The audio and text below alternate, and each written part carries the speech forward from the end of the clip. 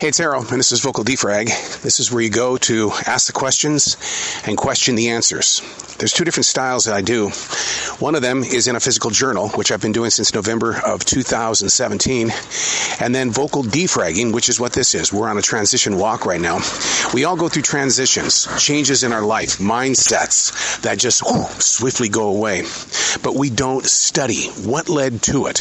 What was the river that no longer is the stream, that is no longer just a puddle, that is no longer just a raindrop that fell from the sky? You see what I mean?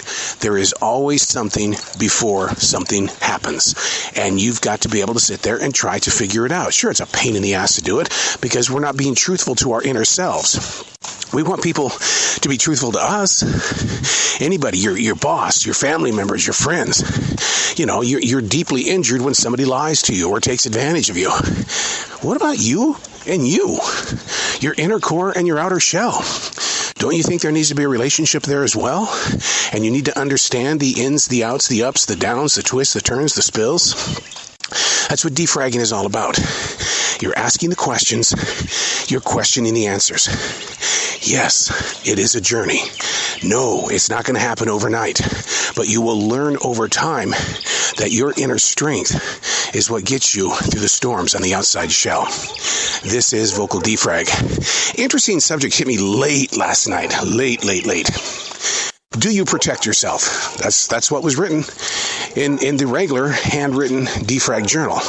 Do you protect yourself? What does that even mean? Of course we protect ourselves. We do everything we can to make sure we have a roof over our head. We have food in our stomach. That's protecting ourselves, right? No, I don't think that's where it was going. Where it was going was, what are you doing for others that brings damage to you? Yeah, to get that roof over your head, hey man, we need you to stick around for about 2 more hours, okay? For you to have food in your stomach, you got to sacrifice more hours, a second or a third job. Do you protect yourself? Now this morning, I found that in my regular journal because I wanted to extend that conversation from my defrag journal to my morning pages, which are inspired by Julia Cameron's The Artist Way. Do you protect yourself? Now the writer this morning said, absolutely I do. Okay, there's your answer. But now let's question the answer. Okay, Mr. Journal Keeper, if you protect yourself, how do you protect yourself? So now I'm bringing that to you. If your answer was, yeah, of course I protect myself. I do everything I can to make sure that my kids are happy. My pets have toys to play with. Yeah, I protect myself because I'm putting in the hours to make sure that I am protected. Until you wake up at 2, 3 o'clock in the morning, an anxiety attack, or maybe the fear of not getting something done because it's protecting other things, other people's times, areas of question, but you don't want to deal with the consequences. So what you do is you sacrifice what you think you're protecting to make sure that you stay protected, but you're not really protected because that inner core of you is going, what gives here, man? What gives? So let's go ahead and call a spade here, okay? Do you protect yourself? If the answer is yes, ask the question. How? Why? Where do you protect yourself? Asking those questions takes you deeper into the physical story itself. And if you are protecting yourself from the lurking evils of the world, when will you learn new ways to protect yourself? Does that make you a hypochondriac? Does it make you feel weird when you're asking yourself questions? You've got to ask the questions so that you can come up with better, stronger answers. In order to make it through your storms, the clouds had to take shape somewhere. There had to be a wind. There had to be something that really kind of festered in the sky to bring that rain to you. But what happens after it rains? Because I'm blessed with this beautiful forest in South Charlotte, North Carolina, I see what happens when it rains. I see the growth. I see things bloom, the scent in the air. See what I mean? We have to go through the storms in order to get to the peace and tranquility that soothes our hearts, that brings dreams to life. Instead of standing in the mirror and complaining about what you're seeing, maybe your stomach is getting rounded a little bit more than what you wanted. Maybe your eyes are starting to sag. Your arms, they don't flex like they used to. Oh yeah, you're moving through a storm. That's a natural storm. But what are you doing to protect yourself? As your body, your outside shell, is starting to get old, what do you think the inside of you is starting to look like? Those dreams that you couldn't conquer, those ambitions that you spoke a lot about, but nothing really materialized. How did you make it into the place that you are right now without asking questions? You just did to do? Is that how it happens? Well, I just did it just because I can say I do it. You know, it's one of those things. I'm going to get this quote completely 100% wrong, but I know that it was Van Gogh who said it. It was all based on he does things that he can't do, and he did them so he could learn how to do them. Wow. Can you imagine how many ways that man learned how to protect himself? We know Van Gogh because of his art.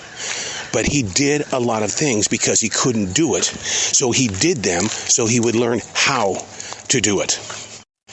I'll give you a little bit of one-on-oneness here. I believe that even though I've been in radio for 44 years, I still don't have any people skills. No, let me explain. In radio, you imagine listeners are there. You imagine it. It's just you in that studio. And if you're lucky enough, you got a team around you. But not everybody's that lucky. So you imagine people being there. Yeah, you go out and do the personal appearances. You shake the hands, you kiss the babies. You smile a lot, pictures taken, yeah, blah, blah, blah, blah. But then you wake up into the shape of a used to be. Just like your body aging, you used to be.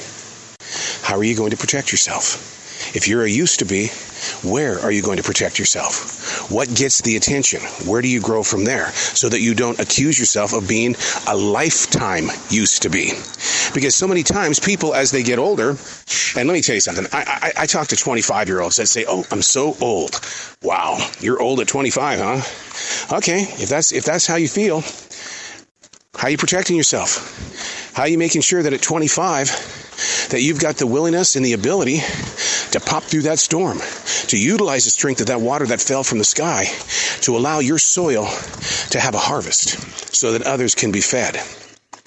Do you protect yourself? That's the question. How do you protect yourself? Why do you protect yourself? Why do I write every day? Why do I have just page after page after page of writing? What does it serve other than a writer's ego that thinks it has a voice? It's more than that. Because having that voice has led to 17 different podcasts, conversations with some of the most creative people on the planet, doing shows like this that are one-on-one that have nothing to do with me and everything to do with your personal growth. Your ability to see beyond the wall, to get across the mountains, to just not stop right there in Salt Lake City, but rather to climb that mountain and take your word to the other ocean. There's one thing that we don't do in our everyday world, and that is compliment the bad times. Yeah. Taking the time to say, well, okay, I want to thank you. I want to thank you for letting this be a very bad day. I had one yesterday. I did. Because my agreement with my essential job was based on, I will stay there until 10 p.m. I'll be part of your nighttime team because that's one of the hardest teams to keep together, or basically just even put together. But I was going to be a team player. I'll stay there till 10. Well, they changed the hours. Now I'm going to be closing. Oh, wait a second, guys. Hey, hang on. You got to understand why I needed to leave at 10 o'clock. They don't care. They didn't care that I was going home to show prep. They didn't care that I would get to sleep at 1 o'clock in the morning and I had to be in the recording studio by 7 to 7:30 in the morning. They didn't care. And the reason why I know they didn't care is because they put me on till 11. That means I'll be going to bed at 2 o'clock to be in that studio by 7 o'clock. Do you protect yourself? Do you see now why I brought that question up? That's how it landed on the paper. And what we've talked about today is because of a storm. Through daily writing and through defragging, I ask the questions and I question the answers. And I invite you to start practicing the same journey, to be able to have the inner strength to be able to say, okay, so it's a bad day.